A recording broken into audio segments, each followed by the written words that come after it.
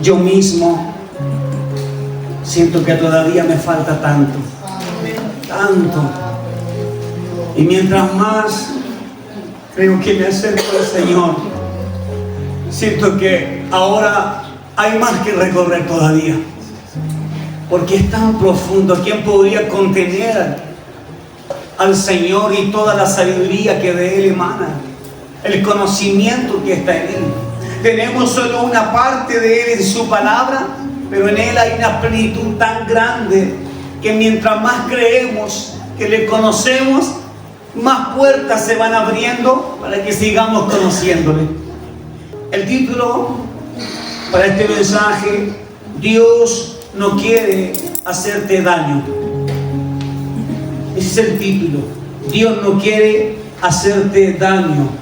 Y ya usted se estará preguntando por qué ese título, a qué se refiere el pastor, qué va a decirnos hoy. Dios no quiere hacerte daño. Bueno, ¿por qué? Porque una de las primeras situaciones que se presenta en el no convertido, tal y como nosotros cuando venimos al Señor la primera vez, seguramente sentimos que toda nuestra vida ahora iba avanzando a 100, pero estaba chocando con un mudo. Encontramos, yo no sé si usted lo encontró, pero yo encontré en Cristo una piedra de tropiezo. Sí, porque tropecé en esa piedra que su mismo pueblo había desechado. Y tropecé en él porque me di cuenta que mi vida tenía que tener un paralelo. Y Cristo llega a hacer eso en cualquiera que realmente es impactado por Él. Tropieza, incluso caemos. Todo nuestro hemisferio y lo que consideramos que es valioso e importante se derrumba cuando tropezamos, cuando nos encontramos con Cristo. Esa es la piedra de tropiezo de la que se habla. ¿Cuál es el real concepto del mal? Es otra pregunta que le hago. ¿Qué es para usted el mal? Porque si el título dice Dios no quiere hacerte daño o hacerme daño, yo debería entonces entender a mi juicio cuál es el concepto que yo tengo hacia el mal. Para mí, el mal pudiera ser que si yo les miro a ustedes y los veo quebrantados llorando, yo podría decir, les estoy haciendo daño, están llorando. Pero usted podría decir, no, de ninguna manera, no me está haciendo daño, yo lloro porque estoy sintiendo que Dios me está hablando. Sin embargo, la mirada que puede tener la mayoría de las personas es que todo lo que produzca lágrimas es daño. Todo lo que te haga estar triste es malo, es dañino. Pero todos los hombres y mujeres que se han levantado para salir de su terquedad se han tenido que encontrar con un espejo que no muestra risa, sino que muestra incluso amargura. Entonces pensamos que todo lo que me es molesto puede llegar a ser malo, y no lo es.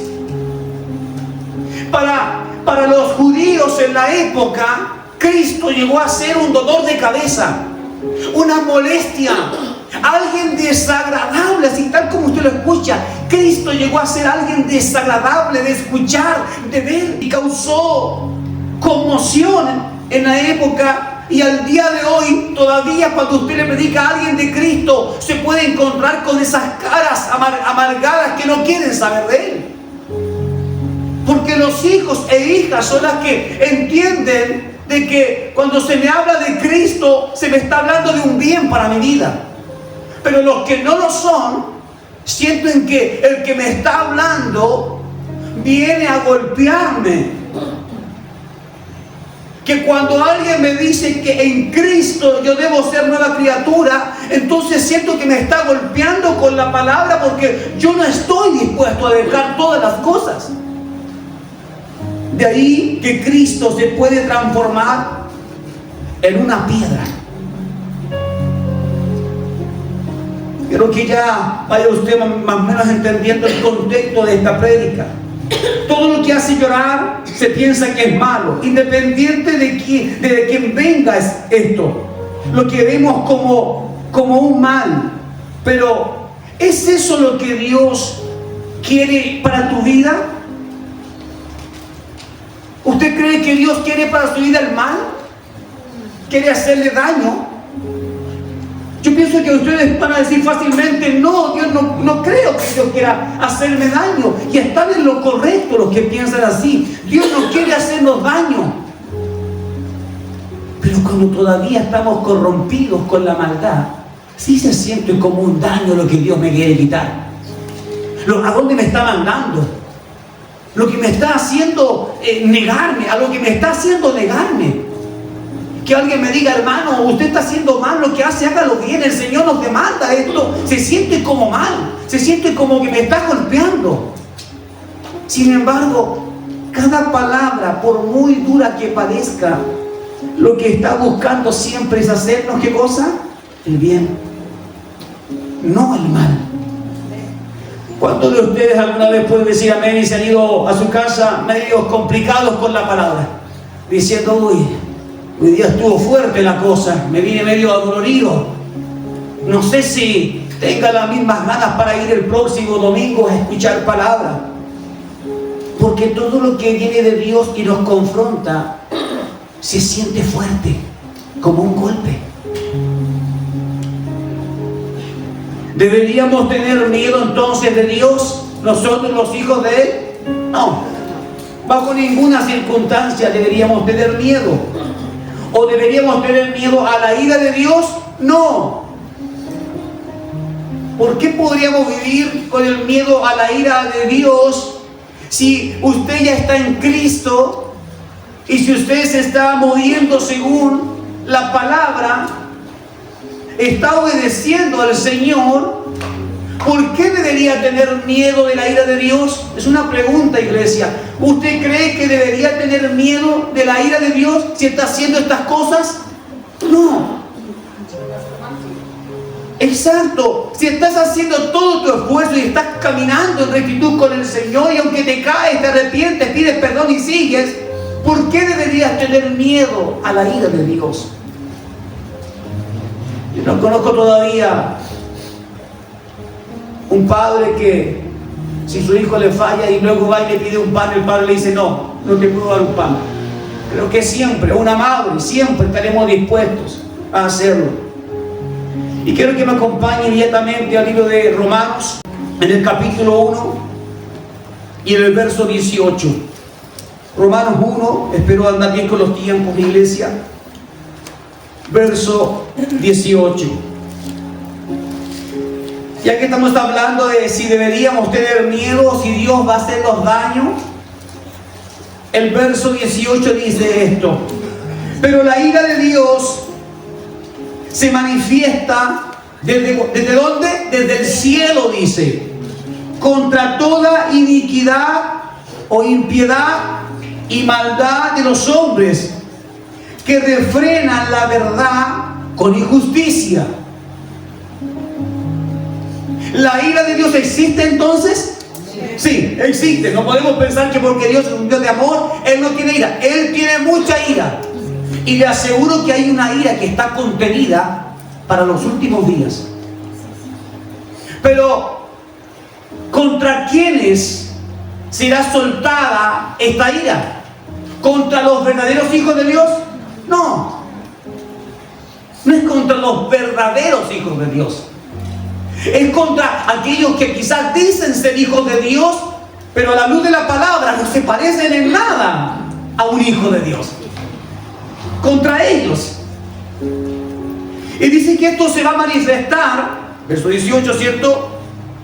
Desde el cielo contra toda iniquidad, contra todo pecado, maldad. Estoy poniendo sinónimos. Dice, de los hombres que refrenan la verdad, de aquellos que se oponen a la verdad de Dios.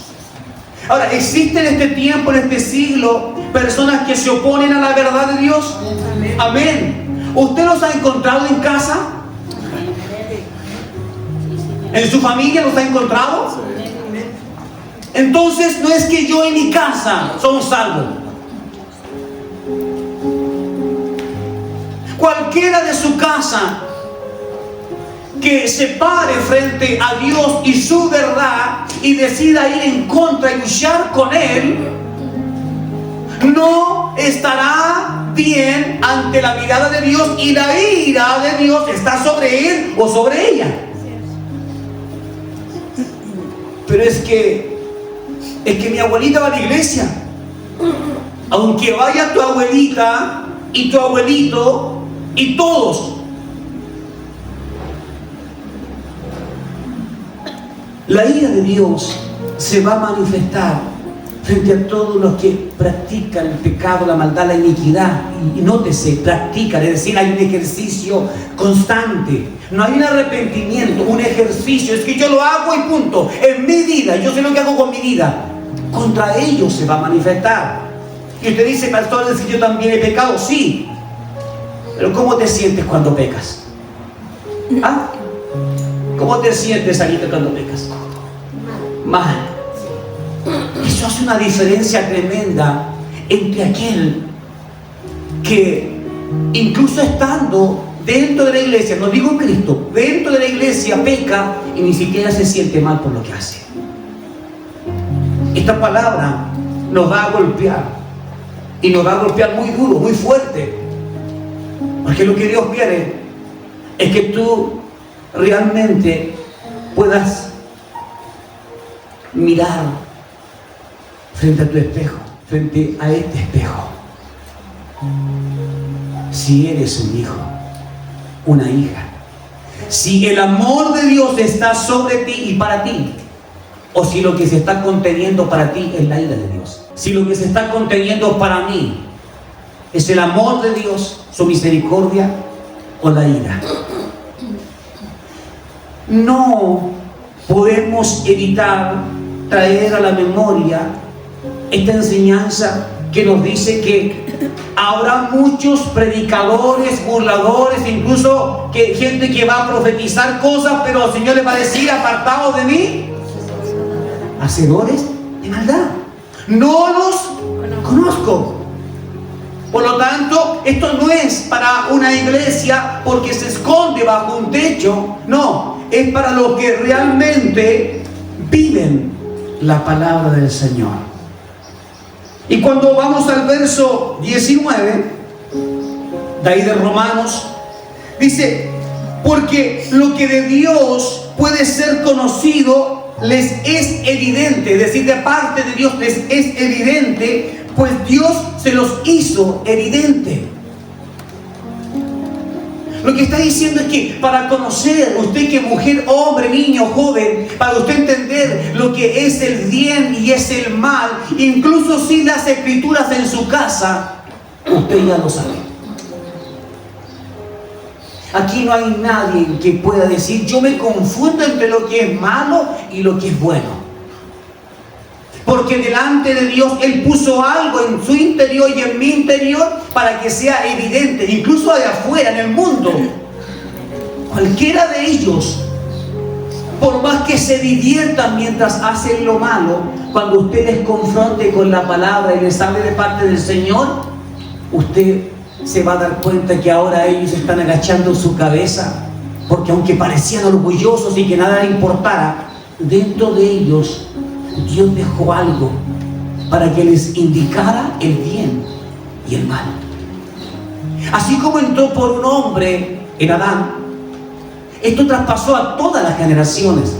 No podemos pensar que solamente nosotros los cristianos somos los que tenemos esa capacidad de discernir lo que es bueno y lo que es malo. Sería demasiado egocéntricos pensar que solo nosotros. Porque incluso el más malo afuera, usted le pregunta y dice: yo sé que estoy en la cárcel, y sé que estoy en la cárcel porque hice esto y esto y estuvo mal. No sé si podría cambiarlo, pero sé que está mal. No sé, los que veían por ahí Mea Culpa, esos programas que daban en televisión, aún el más malo tenía noción de que había hecho lo incorrecto. Todo ser humano tiene conciencia del mal como de la injusticia. Esta conciencia ha sido puesta por Dios para que todos los que tengan, para que todos puedan tener una necesidad de perdón. Porque si no, ¿qué sucedería con el que está en el mundo? Si no tiene conciencia de lo que está mal y lo que está bien, ¿por qué tendría intención de venir a Dios? ¿Por qué buscaría el perdón de Dios? ¿Por qué buscaría esconderse bajo su gracia? Nosotros, estando lejos de Cristo, incluso allí sin Cristo, sabíamos que hacíamos mal.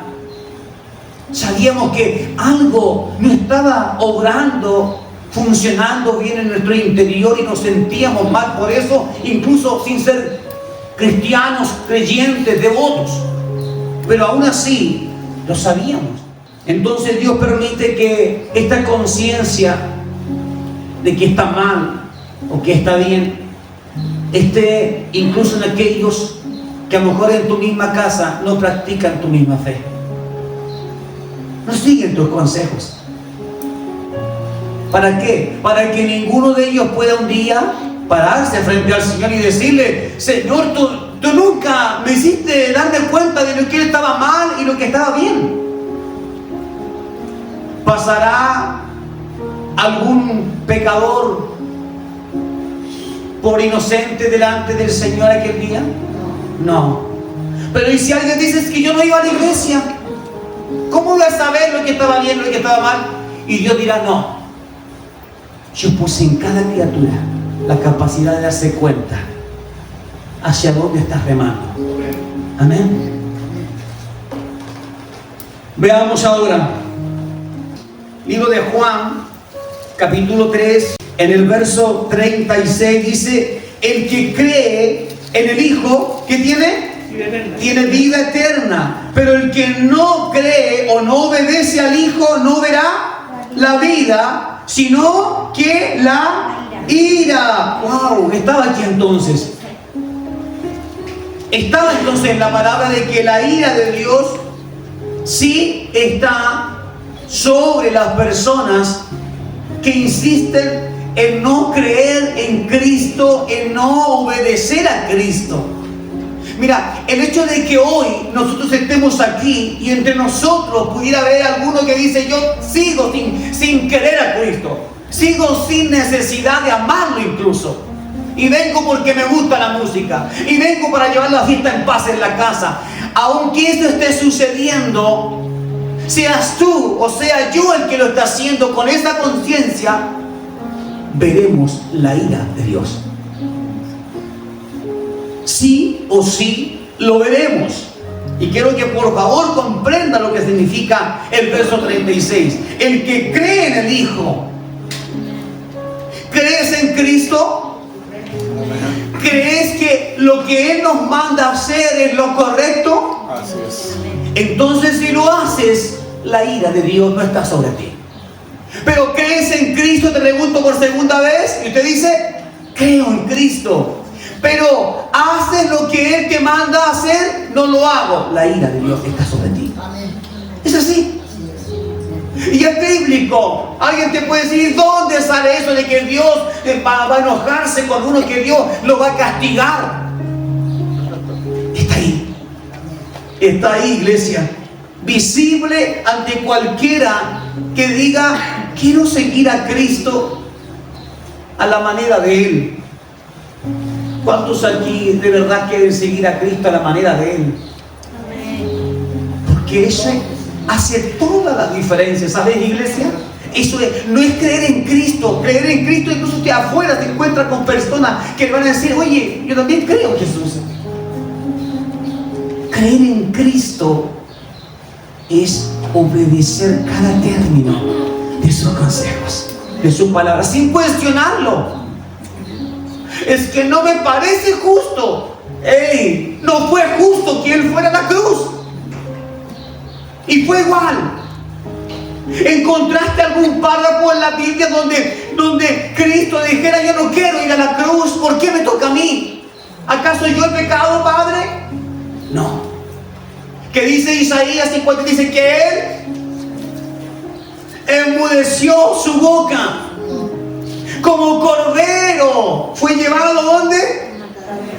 Y dice que no se defendió. Habrán cosas que Dios te va a pedir, que desde luego que tu mente te va a decir: esto no, es demasiado. ¿Cómo Dios me va a pedir que deje esto si esto es mi hobby, es lo que más me gusta? No tengo la culpa que coincida con las reuniones. No tengo yo la culpa de que coincida justo con la iglesia. Es que cuando eres nueva criatura, simplemente las cosas viejas pasan. Y ya no hay excusa, porque todas son hechas nuevas. Amén. Estamos entendiendo entonces hacia dónde vamos con esto. Hasta aquí, iglesia, todavía yo sigo pensando, Dios no quiere hacerme daño. ¿Sabe por qué pienso esto? Haciendo de mí una forma de escudriñarme, porque yo quiero obedecer a Cristo. Quiero hacer su voluntad. Quiero refugiarme en su palabra y no fallar en ella. Ni al momento de ponerla en acción para mi vida, ni al momento de predicarla para otros. Si usted puede vivir en esa dimensión, usted un día podrá decir, ¿sabes qué? Yo no tengo la ira de Dios. Porque cada día me estoy esforzando por obedecerle. Porque cada día me levanto, porque cada día busco en Él, busco en la palabra, busco en la oración, porque cada día para mí es un renuevo, es una misericordia que Él me da. Ahora, quiero que comprenda esto. Esta conclusión del verso 36 viene acerca de una conversación que antes hubo entre Juan el Bautista y sus discípulos, en donde muchos pensaban Juan el Bautista es lo máximo, lo top, la cumbre. Sin embargo, aún Juan entiende de que si él tampoco cree en Jesús, que si tampoco se entrega a Cristo en obediencia, aún él mismo estaría destituido ¿de qué cosa? De la gloria de Dios. Amén. Por eso él dice, es necesario que yo mengüe, ¿para qué? Para que él crezca. Es necesario, dice. Cuando dice es necesario, está diciendo, no hay otra forma. No puedes seguir siendo tú por acá arriba y Cristo acá abajo. No, Cristo acá arriba y nosotros abajo. Y Juan está entregándole este mensaje a sus discípulos para enseñarles, no busquen la gloria del hombre. No busquen estar visibles, sino busquen servir a otros. Como él mismo se lo plantea como un ejemplo diciendo, yo también necesito creer que Él es el Salvador. Porque Juan, ni siquiera con todos sus conocimientos, se salva, si no es a través de ¿quién? De Cristo. Amén. Se da cuenta que ni siquiera él. Alguien diría, no, yo creo que Dios haría una excepción porque es Juan el Bautista. No, no hay excepciones. Volvamos otra vez a Romanos. Esta vez vamos a ir al capítulo 2. En el verso 5 encontramos algo que nos va a ayudar mucho. Y dice así: pero por la dureza de tu corazón no arrepentido, reservas para ti tesoro de ira. Yo no sé qué dice su Biblia, su traducción, ¿ya? Pero todas deberían andar más o menos allí, hablando de un juicio, hablando de consecuencias. ¿Esto viene porque obedeces al Señor, porque yo lo obedezco? No. Esto que está reservado, dice que viene únicamente, ¿por qué? Por la dureza de tu corazón no arrepentido.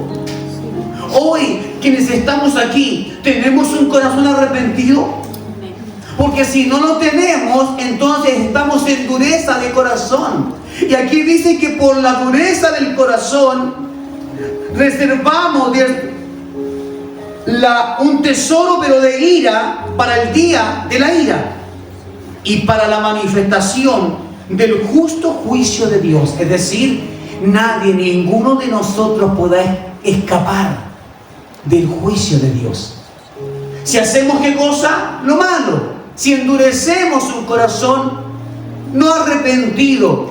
Pero insisto, si cada día tú te arrepientes, si cada día te humillas al Señor, si sientes que tu corazón se duele cuando te equivocas, cuando fallas otra vez y dices, Señor, pucha, otra vez te fallé, Señor, me siento mal cuando te fallo. Por favor, perdóname, Señor. Sé que te he dicho 1000 veces, perdóname. Por favor, 1001, perdóname otra vez.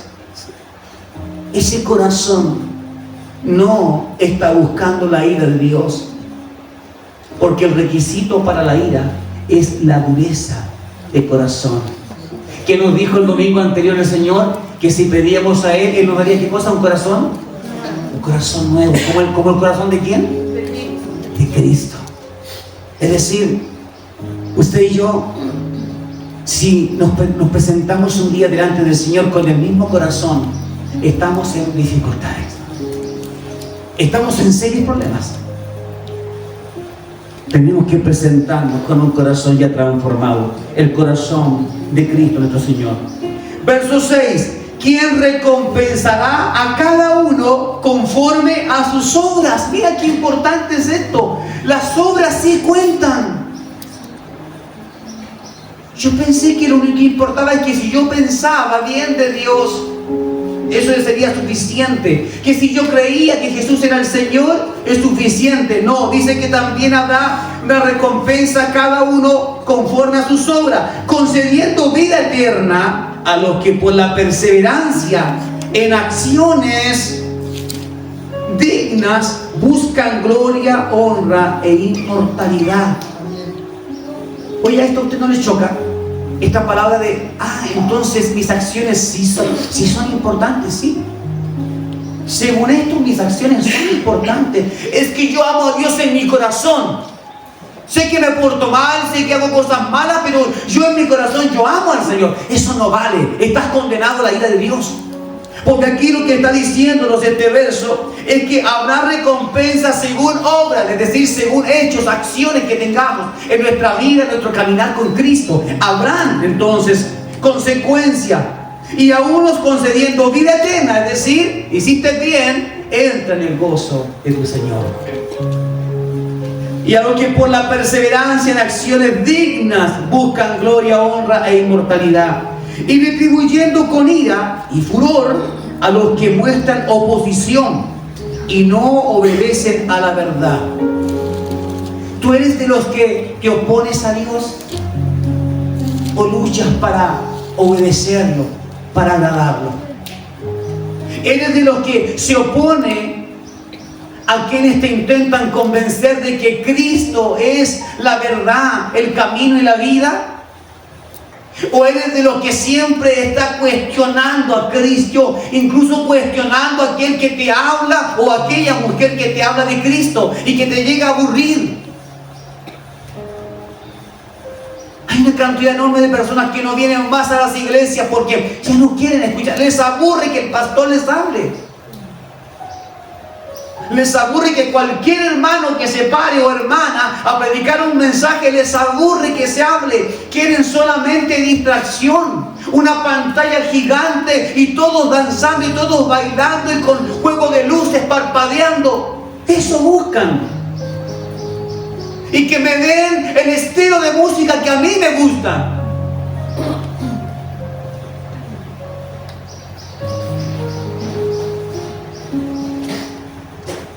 Cuando pasamos del 8 hacia el 9, vemos que esto es, sino que obedecen a la iniquidad, al pecado, a la aflicción y ansiedad, a cualquiera que practique lo malo. A ver, los que están dentro de la iglesia, dice a cualquiera. ¿Estás dentro de la iglesia y estás practicando lo malo? Esto es para ti. ¿Estoy yo dentro de la iglesia y estoy practicando lo malo? Esto es para mí. A los judíos primeramente. ¿A quiénes representan los judíos? La religión, la religiosidad. También para ellos sería malo. Y también luego dice a los gentiles. Usted y yo.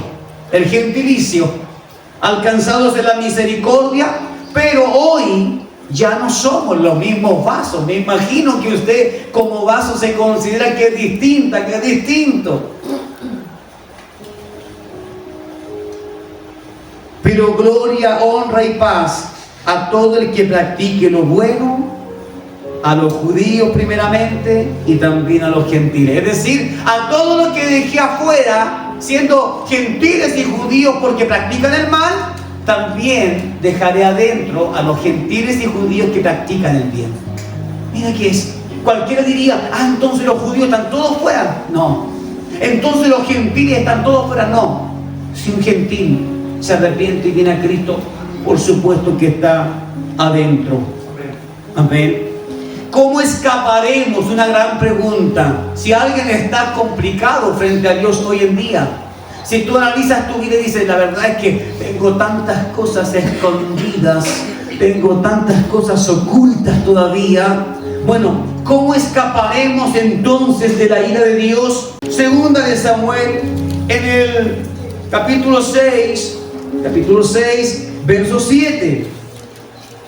Entonces se encendió la ira de Yahweh contra Usa, y Yahweh lo hirió allí por haber él extendido su mano, y murió allí junto al arca de Dios. ¿Reconoce esta historia? ¿Reconoce esta historia, iglesia? Estaban trasladando hacia Jerusalén el arca del pacto. De pronto los bueyes empiezan a tastabillar, como a resbalarse, y Usa, que iba al lado, piensa que se va a caer el arca de Dios, intenta sujetarla, y lo que sucede es que muere. ¿Qué nos muestra esto? Es un Dios injusto. ¿Acaso no quiso hacer lo bueno? ¿Acaso su reacción no fue la reacción correcta? Se va a caer el arca de Dios. Intenté afirmarla, porque esto trae muerte a un hombre que, intentando hacer lo correcto, al final terminó haciendo lo malo, lo incorrecto. ¿Dónde está la justicia en esta historia?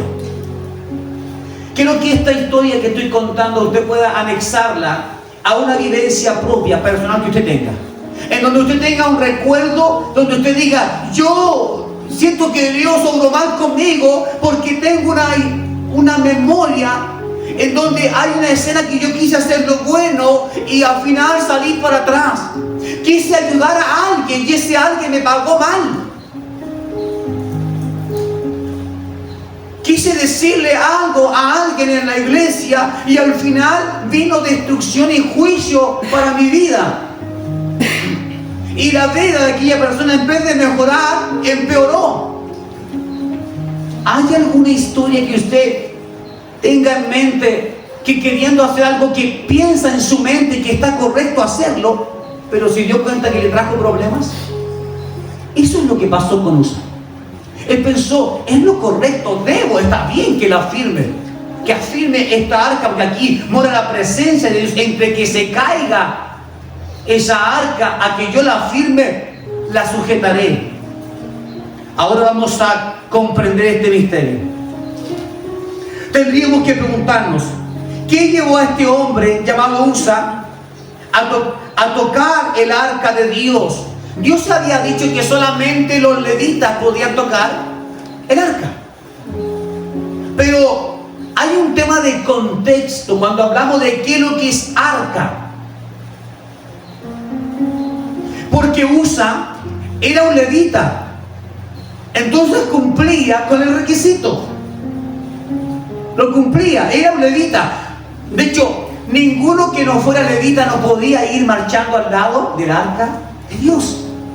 Por lo tanto, ¿quién lo mató si supuestamente Dios había dicho que solamente los levitas podían transportar esa arca que tenía poder en sí misma? No sé si usted se lo ha preguntado otras veces, pero ¿acaso no fue un buen acto, una buena acción? Sí lo fue. Si lo vemos desde el punto de vista quizás humano, sí lo fue. Es una buena reacción. Además, ¿cuántas veces has reaccionado y en vez de arreglar las cosas, las has empeorado? ¿Cuántas veces te metiste en un conflicto pensando yo lo voy a arreglar y al final empeoraste? Y ahora no es que simplemente no se hablan esas personas, ahora porque tú interveniste se odian. Es decir, lo empeoraste.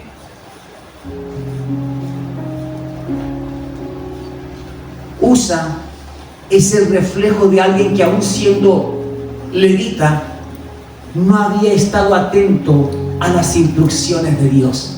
Porque las instrucciones de Dios era que los levitas podían transportar el arca. Y el arca tenía unos maderos que la atravesaban con unas argollas, y solamente por ahí podían tomarla. Me imagino el poder contenido en esa arca. Hay quienes dicen que esa arca lo que realmente tenía era un tipo de corriente. Lo explican así: un tipo de corriente que por eso que el que tocaba moría instantáneamente, excepto el sacerdote preparado en su tiempo, en su momento consagrado, que podía entonces ir y acercarse y tocar. Pero los levitas podían solamente tocar las varas que atravesaban el arca y con ellas la movían. No tocaban directamente. Ahora, estas instrucciones, al parecer, Usa las había olvidado. ¿Qué nos dice esto? Nos dice que nosotros no podemos movernos en las buenas intenciones. Tenemos que movernos ¿en qué cosa? En la palabra. Si Dios dijo no pueden tocar el arca, no la toques. Esto es como cuando te dice, tú no puedes concebir y buscar y abrazar y practicar el pecado.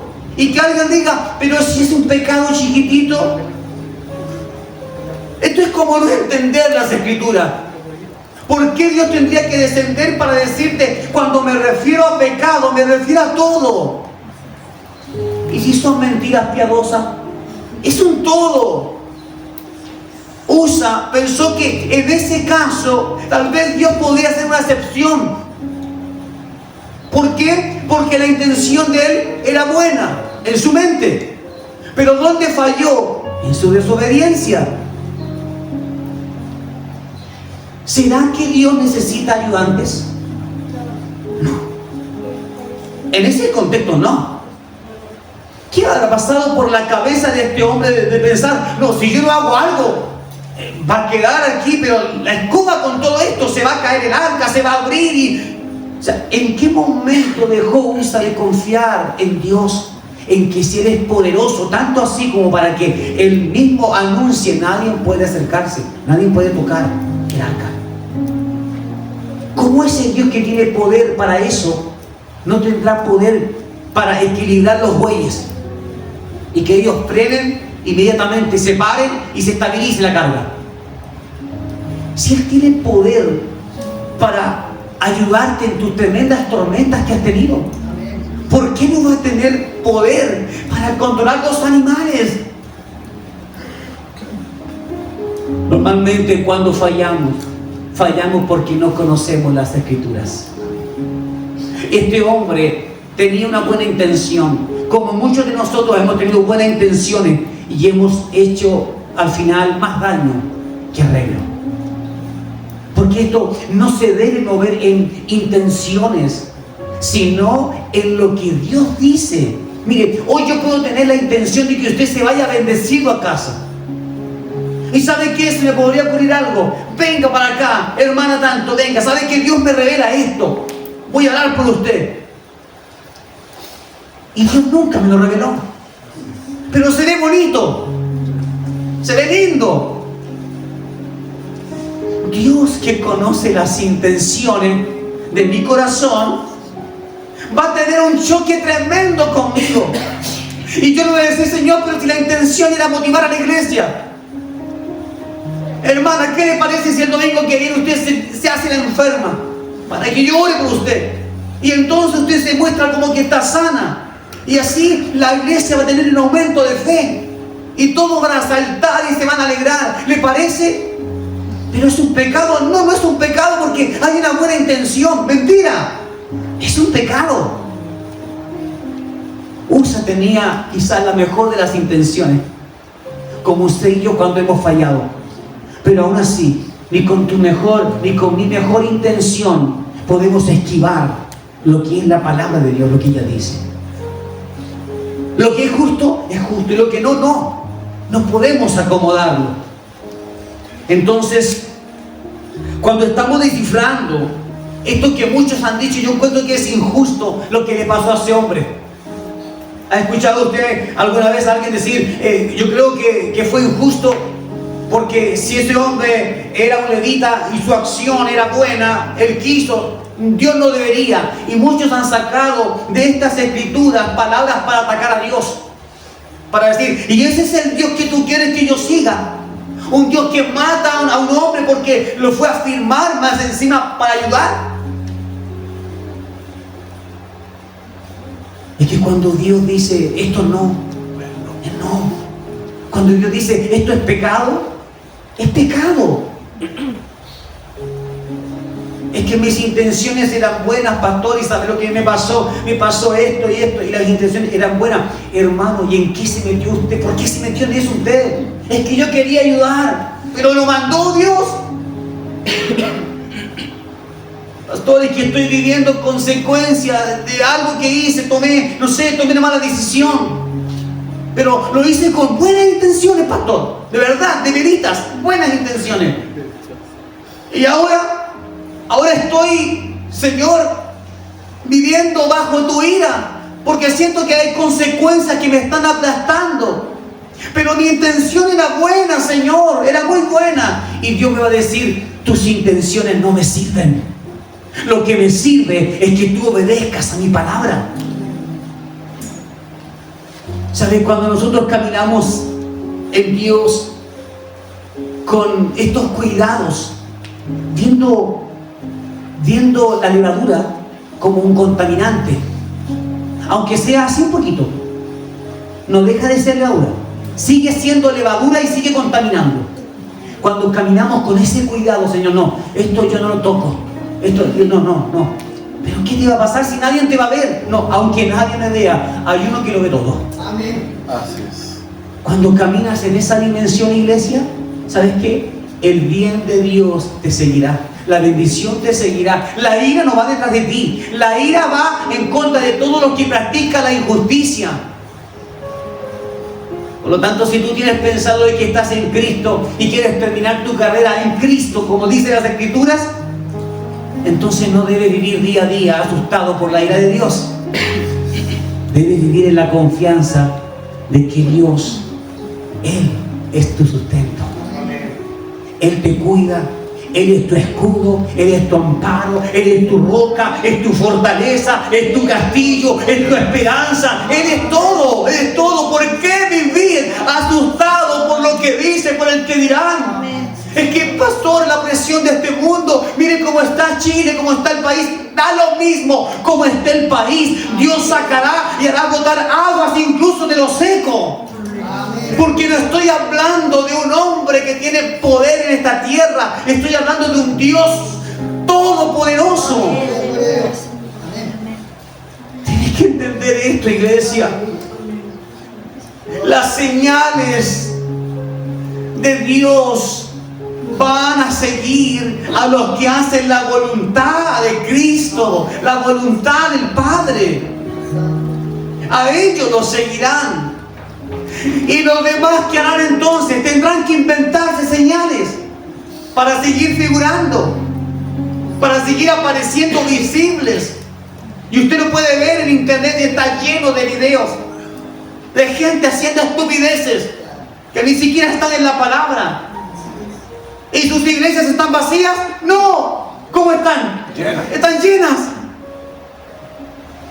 Señor, pero es que a ellos les funciona. No es que les funcione. Ellos están endulzando los oídos de quienes buscan también esa dulzura. Pero benditos son, aunque sean unos pocos, benditos son los que buscan la palabra de vida, la palabra de verdad. Hermanos, no todo el tiempo nos vamos contentos a casa con la palabra. A veces sentimos que Dios nos dio duro. Si a usted le pasa, imagínese, a mí también me pasa. Si esto es para todos. Usted no tiene un pastor que tiene alas Estoy lejos de eso. Y a veces me encuentro predicando. Y en el mismo momento que estoy predicando, el Señor me dice: esto tú tienes que arreglar también en tu vida. No siempre llego con gozo a la casa, mis hermanos, porque también hay una carne que se resiste a la voluntad de Dios. Y si no fuera por su palabra, yo ya hubiese desertado. Por eso hasta entiendo el por qué tan pocos predicadores en esta iglesia. Porque Dios necesitaba afirmarme a mí. Y la presión de tener por tantos años que entregar una palabra, al final, ¿qué es lo que hace? Te empuja a que tienes que buscar. Y cuando buscas, Dios te dice: mira, pero tú no lo estás haciendo. Y te empuja a que lo hagas ahora. Al final, lo que consideramos muchas veces los predicadores una carga, se vuelve una tremenda bendición. Porque ahí mismo donde está el dolor, encontramos también al Señor que nos levanta. Pero creo que Dios no ha creado a su iglesia para que el pastor toda la vida esté siendo el único procesado, el único que predica. Dios lleva también a todos los líderes a que en algún momento ellos ya aprendan la lección y que ahora pueden entregar la predicación a otra persona. Lo pueden hacer sin que ellos vayan directo al pecado, porque necesitan estar agarrados cada domingo. Ya pasamos por ese tiempo. Ahora el Señor está demandando que la iglesia también se levante, que la iglesia tome acciones en esto.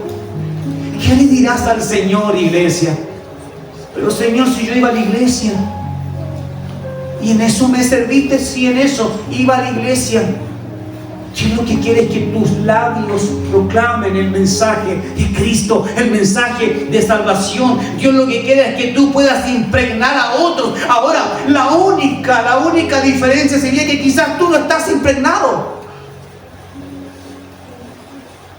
Tal vez por eso no puedes traer a otro, porque tú mismo sientes que estás con dificultades.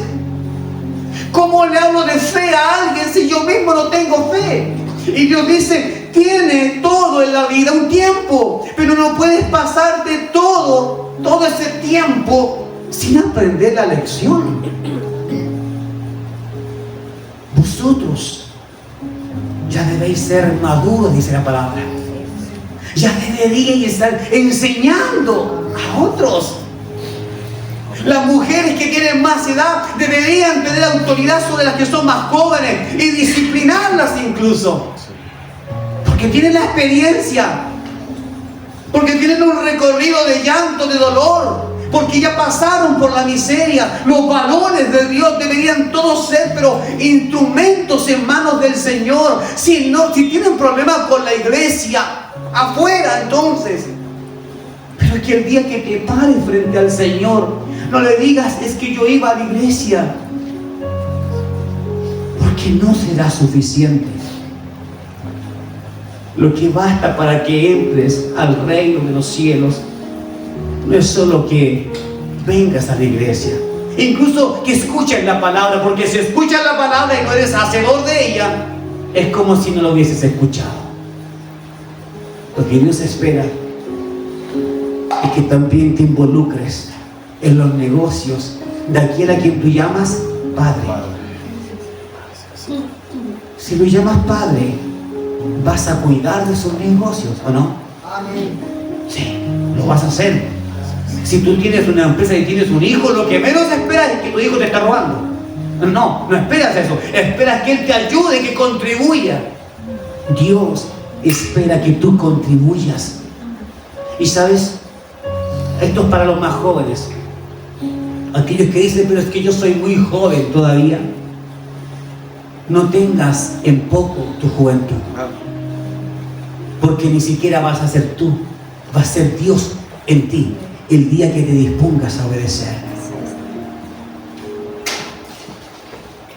Entonces, en conclusión, iglesia, el reino de los cielos no se construye de buenas intenciones.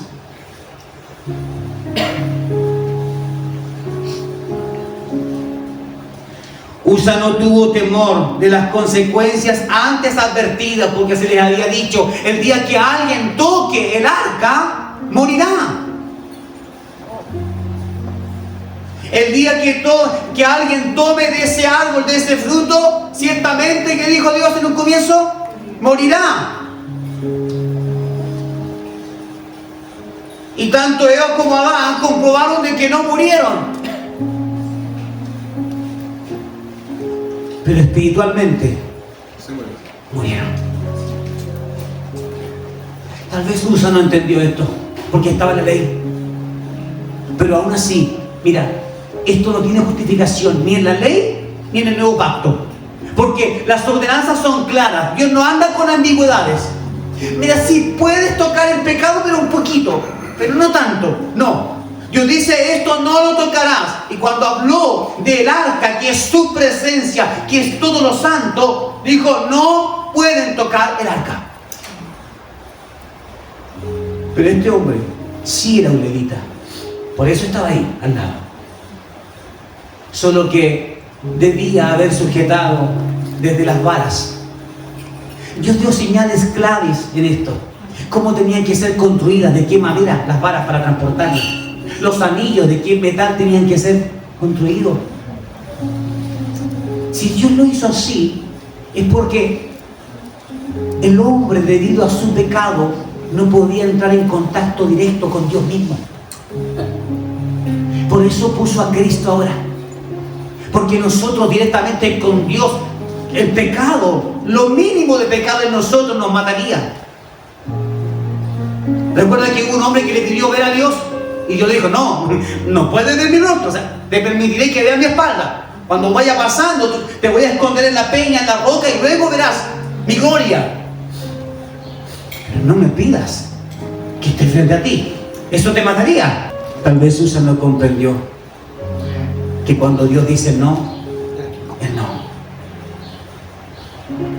El libro de Mateo, capítulo 18, el verso 11 dice así: porque el Hijo del Hombre vino a salvar lo que se había perdido o extraviado. Usted le pone el sinónimo que quiera, pero tiene que ver con alguien que perdió el rumbo, alguien que ya no sabe dónde está su casa. Yo no sé lo que aquí han sido en su pasado, fueron alcohólicos, fueron drogadictos, pero llega un momento donde estás tan borrado que ya no sabe dónde está el norte y el sur. Hubieron momentos en mi vida de fiesta en donde, tan posesionado por todos los excesos, ¿sabes qué? Me tenía que quedar dormido en una vereda en la calle, porque no estaba en condiciones de saber ni siquiera dónde estaba el norte o el sur. Entonces Él vino a salvar lo que se había perdido, extraviado. Y nosotros, eso éramos. Perdidos, extraviados, sin rumbo alguno. No vino. Su primera interpretación de la palabra es que Dios no envió a su Hijo para condenar al mundo. Jesús no fue a ustedes con odio, con rabia, con venganza. Él fue para salvarlos. Y este verso dice eso, que su primera instancia es para salvación, y que el obtener la ira de Dios es una consecuencia por no obedecerlo. Pero lo primero que Él nos ofrece, ¿qué es lo que es? Salvación. Ese es el regalo. El reino de los cielos ha llegado, dijo Jesucristo. Gracias. Salvación. Entonces el verso 12 dice: ¿qué les parece? Si un hombre tuviera 100 ovejas y se extravía una de ellas, ¿no dejaría las 99 en el monte e iría en busca de la que se había extraviado? Fíjese dónde las dejó: en el monte, es decir, en el lugar donde están buscando. Y si la encuentra, de cierto les digo que se alegra más a causa de ella que por las 99 que no se había extraviado. Yo creo que Dios se alegró cuando te encontró a ti. Cuando me encontró a mí, cuando te encontró a ti, te llamó. Yo creo que Él se alegró mucho. Aun y cuando tiene muchos otros hijos en diferentes lugares, pero su alegría en ese momento fue por ti. Fue por ti. Por lo tanto, el principio de Dios, como muchos lo interpretan mal, es que es un Dios malo, es un Dios de horror, es un Dios de castigo, es un Dios de mal. No. Lo primero en Dios es el amor, porque de tal manera amó Dios al mundo. Pero aquellos que no quieren venir a Cristo solo identifican las consecuencias malas de aquel que no quiere venir a Cristo. Y dicen, esto es Cristo, eso es Dios, un Dios malo que castiga. No. El primer paso de Dios a través de Cristo es salvación, es perdón de pecado, es cambiarte, dice, de las tinieblas a la luz, de muerte a vida. Ese es el Señor, es el Dios ofreciendo buenas dádivas a quienes quieren caminar en este camino hermoso con el Señor. Estamos allí en Mateo 18 y el verso 14 dice: del mismo modo, no es la voluntad de su Padre que está en el cielo que uno de estos pequeños se pierda. Lo que está diciendo Cristo, porque está escrito hablando, está diciendo: la voluntad de mi Padre no es que ustedes se pierdan en pecado. No, no piensen que la voluntad de mi Padre es que ojalá todos se nieguen a Él para que entonces pueda castigarlos y soltar su río de ira. No, Él dice, eso no es el deseo de mi Padre. El deseo de mi Padre es provocar en ustedes bienaventuranza y salvación. No hay que olvidar de que es Cristo el que está diciendo esto. ¿Y quién es la persona que más puede conocer a Dios en su pensamiento como Padre? Su Hijo. Él busca que uno de estos pequeños se arrepienta. Nótese lo que dice pequeño. Porque Dios dice que al altivo y al soberbio lo mira de lejito. Está buscando a los pequeñitos, a los humildes. ¿Te consideras altivo o te consideras una persona humilde? Si dices que eres humilde, guárdalo en tu mente, en tu corazón. No lo digas, porque si lo dices, dejaste de ser humilde. Pero es a ti a quien Dios vino a buscar. Y su primer paso es para salvación, no para condenación. ¿Has reconocido delante de Dios que te has extraviado? Porque Él vino a buscar a lo que se haya perdido. Te has perdido una vez, 2 veces, 3 veces, 4 veces. Puedes estar incluso en la iglesia y estás perdido. Hoy deberíamos preguntarnos: Señor, ¿estoy en tu rebaño o estoy perdido? ¿Estoy aquí, Señor, haciendo un número más en esta iglesia? ¿O estoy extraviado porque ahora mismo mi mente anda haciendo muchas cosas?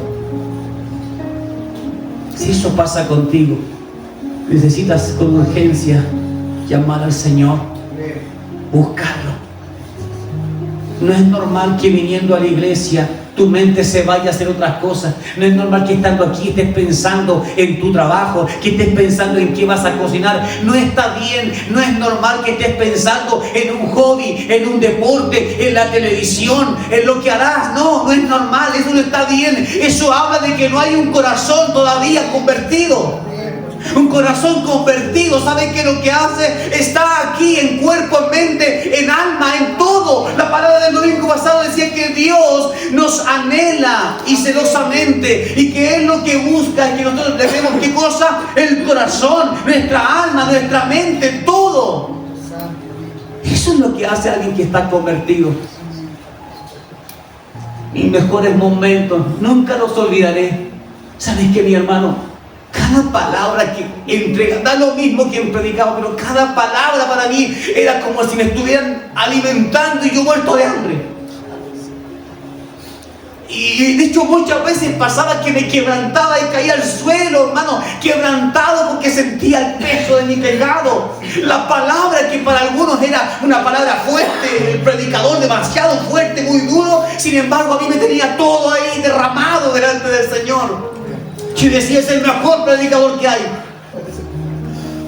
Sí, el mejor predicador porque me ha mostrado mi pecado, me ha mostrado en lo que fallo. Realmente, dijo aquella mujer, reconozco que eres un profeta porque me ha dicho todo lo que yo he hecho. Y salió y fue a gritar y fue a evangelizar inmediatamente. No se guardó lo que Cristo le dijo. Bien has dicho, porque no tienes solamente un esposo, este es el cuarto. Lo que alguien podría ocuparlo como me avergonzó, que se cree venir a decirme cosas que son mías.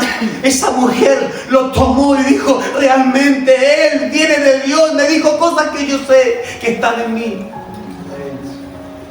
Así es como reacciona alguien que está convertido a Cristo. No le parece una ofensa lo que Dios hace.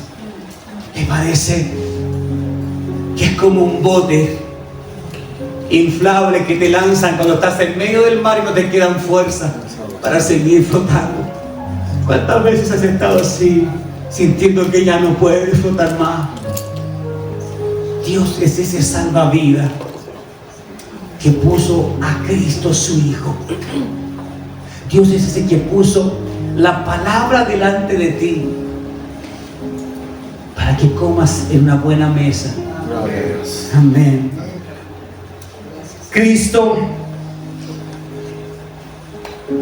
bebió la copa de la ira a cambio de nuestra eternidad con Dios. Es decir, Él tomó nuestro lugar, ¿cierto? En la cruz, ¿correcto? Para que nosotros pudiéramos tener acceso al Padre. Iglesia, es imposible que Dios se hubiese arreglado con nosotros de buena manera sin Cristo. Aunque usted dijera, pero si me voy a la ley, y si cumplo los 10 mandamientos, no, es imposible. Aquello ya fue puesto y no sirvió. Ahora solo Cristo. Sin Él no se podía. Tú que estás aquí, por favor, toma noción de quién es Cristo. Y anhela recibirlo en tu corazón, anhélalo, que se quebrante tu alma, incluso por dentro. Deberías estar gritando, si no tienes a Cristo, gritando, yo lo quiero, lo necesito.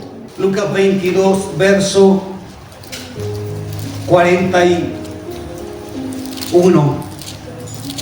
Dice, nosotros ciertamente, con justa razón, por cuanto no nos lo merecemos, dice, nos lo merecemos, y somos retribuidos de acuerdo a nuestros actos. Estos eran 2 malhechores, pero este no ha incurrido en nada aborrecible. ¿Están hablando de quién? De Cristo. Es decir, ellos aún sin Cristo, aún sin fe, están reconociendo que adentro de ellos hay algo que les dice que lo que hicieron está mal en su vida y que son dignos de recibir ese castigo. Pero entonces miran hacia un lado y dicen, pero Él no ha incurrido en nada aborrecible, Él no ha pecado. Y dijo a Jesús, acuérdate de mí, Señor mío, cuando vengas en tu reino. Jesús le dijo, en verdad te digo que hoy estarás conmigo en el paraíso.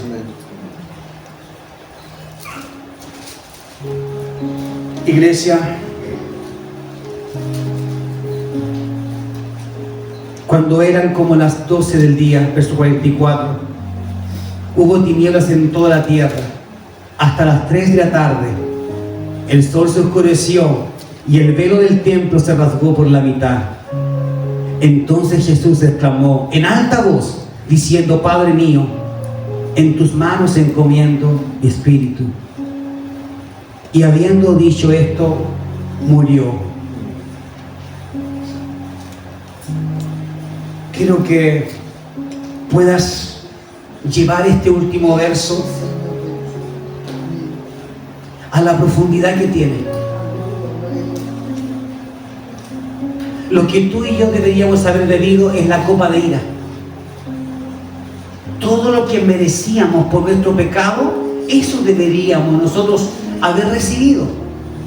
Pero Cristo recibió todo eso y aún más. No se trata solo de muerte, sino de que lo que Cristo tuvo que pasar, lo que Él tuvo que beber fue mucho más grande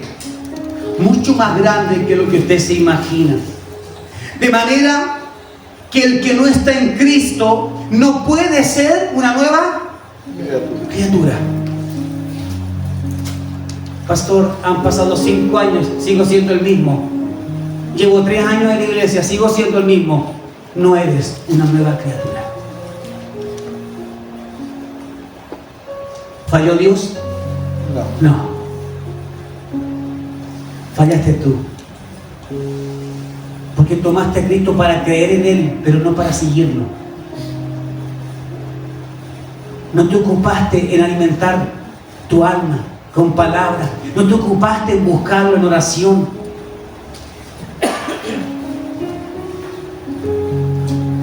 ¿Por qué no podemos ser esta nueva criatura?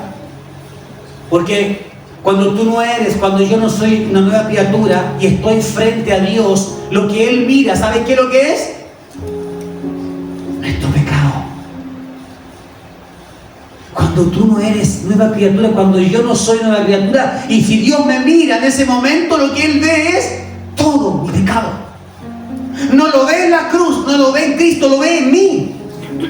Cuando yo estoy en Cristo, entonces es cuando Él ve a Cristo y todo mi pecado ya fue pagado. Por eso que los que están fuera de Cristo, según la palabra, ellos ya están sentenciados porque no creyeron en aquel, ni le rindieron ni le sirvieron. Pero nosotros, si estamos en Cristo, lo que deberíamos gozar es que cuando Dios te mire, ve a Cristo en ti y ya no ve tu pecado, ya no ve ni maldad. Él ve que soy una nueva, ve que usted es una nueva criatura. Veamos. Y aquel que sea hombre o mujer, joven o anciano, tendrá que beber la ira juntamente con Satanás, para quien ha sido reservada esta ira. ¿Quieres beber esa ira? Hay otra cosa que sí vamos a beber. En un momento Cristo dijo, la copa que yo voy a beber, le dijo, tú no puedes beberla, ustedes no pueden beberla. Jesús estaba hablando de dos cosas. Ellos solamente entendieron una. Y quiero mostrarte esto. Ellos pensaron que solamente Cristo se refería a padecer, y por eso Cristo dice, no, la copa que yo voy a beber, ustedes no pueden beberla. ¿Por qué? Porque es esa copa amarga cuando dice, Padre, Padre, ¿por qué me has desamparado? Sintiendo todo el agobio, sintiendo que el Padre, el amado, le estaba dando la espalda a Cristo. ¿Sabes, iglesia? Jamás, nunca, en toda la eternidad, Cristo había sentido el desapego de un padre a su hijo. Nunca, jamás había sentido la sensación de que el Padre te dé la espalda y te diga, estás lleno de pecado, yo ya no te veo como antes. Porque es eso lo que ocurrió. El dolor, la copa, el sentir todo el peso de la ira sobre su misma vida. ¿Por qué? Porque Él estaba cargando su propio pecado. Jesús estaba cargando todo el pecado. ¿Cuántos pecados usted ya abandonó? Él los estaba cargando todos. Entonces ahora se encuentra que ya no está ese Padre en los cielos amoroso, hijo mío. No, ahora se encuentra con un Padre que rechaza el pecado, que rechaza todo lo sucio. Por eso Cristo le dice, ustedes no pueden beber esta misma copa. Porque justamente el sacrificio de Él era para evitar que ellos bebieran esa copa. A la hora que ellos beben la misma copa del Padre, entonces significa, ¿para qué Cristo va a la cruz? Si al final ellos también podrían llevar sus propios pecados y presentarlos al Padre directamente sin Cristo. Cristo lo que está diciendo es, yo también voy a llevar sus pecados. Yo voy a beber la copa. Pasa de mí esta copa. ¿No recuerdas? Pasa de mí.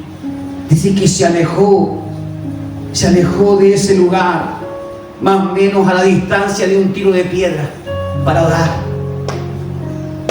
Y allí dice que incluso su sudor eran como gotas de qué cosa?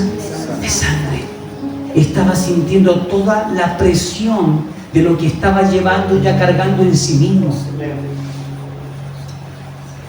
Iglesia, Jesús padeció todo.